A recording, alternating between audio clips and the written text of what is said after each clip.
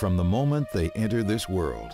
Some children are afflicted with devastating challenges. She was born with cerebral palsy. We live a life of lots of therapies and lots of work with Sophia. We're hoping that she will be able to someday walk, and that's our goal right now.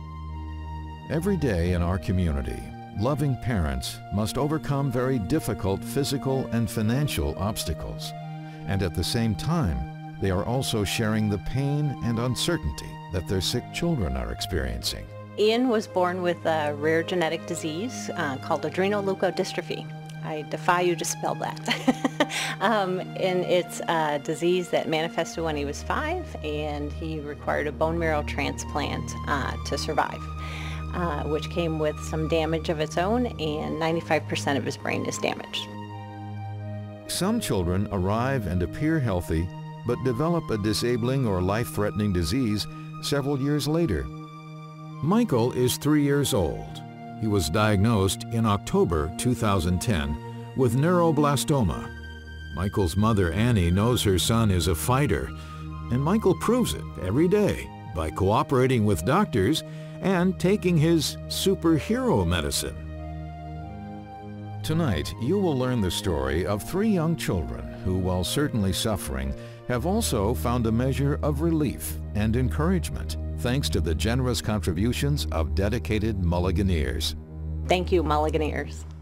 And during this presentation, you will come to understand the mission of the Mulliganeers and how it has already been fulfilled for nearly 200 families right here in our community. Watching the faces of our special Mulliganeers children can quickly raise awareness, inspire hope, and motivate action. This year, it's easy to imagine yourself making a difference for the sick children in our community. It's easy to visualize your donation of money, time, or special services. It's easy to pledge your help. There is an undeniable truth in numbers. In the year just ended, 2010, the Mulliganeers have directly helped at least 15 families with gifts of goods, services, and financial assistance, totaling more than $253,000. The 2010 Mulliganeers recipients include the families you see on your screen. And with the 2011 St. Pat's fundraiser, the Mulliganeers anticipate assisting at least 6 additional families. Please remember, the more you give, the more you can help. There is also an undefeatable strength in numbers. The combined efforts of more than 1,000 Mulliganeers, young and old, and their loyal supporters are visible every year.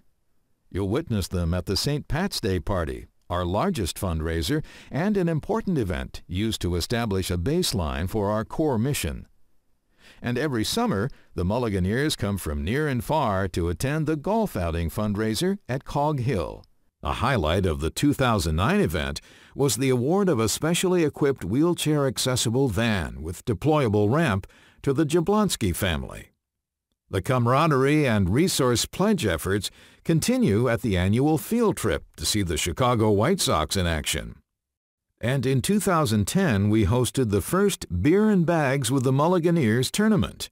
To meet her needs, recipient Kara Heyman was gifted with a specially modified bike. This year, for those among us who contemplate giving something special back to the greater good, it should be comforting to know that you really don't have to look very far, because all around you there are kind people, neighbors, that are ready and willing to help. Mulliganeers of like mind. Just ask them. Just ask yourself. Where can I start? Who should I call? What do they need?